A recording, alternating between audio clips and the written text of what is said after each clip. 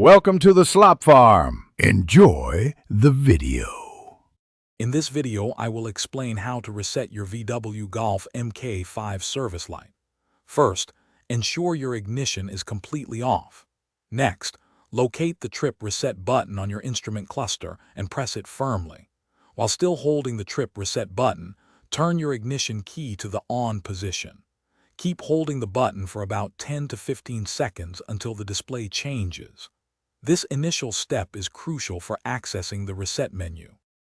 As you continue to hold the trip reset button, watch your dashboard display carefully.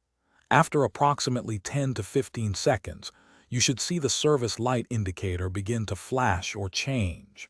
This visual cue confirms that the system is ready for the reset. Once you see this change, you can release the trip reset button.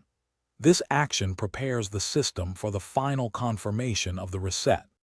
Now, to finalize the reset, press the clock adjustment button, usually found near the trip reset button.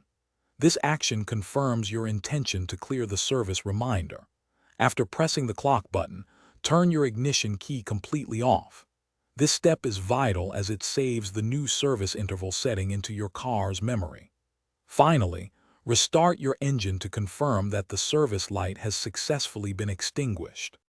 If the service light remains illuminated after your first attempt, don't worry. Simply repeat the entire reset procedure from the beginning. Sometimes it takes a second try to get it right. Also, ensure all your car doors are securely closed and seat belts fastened, as these can sometimes interfere. For more great tips and deals, including a book that can truly change how you think about money, check out the links in the description below. Keeping up with your car's maintenance is always a smart move. Thanks for watching. Consider subscribing if we helped you today.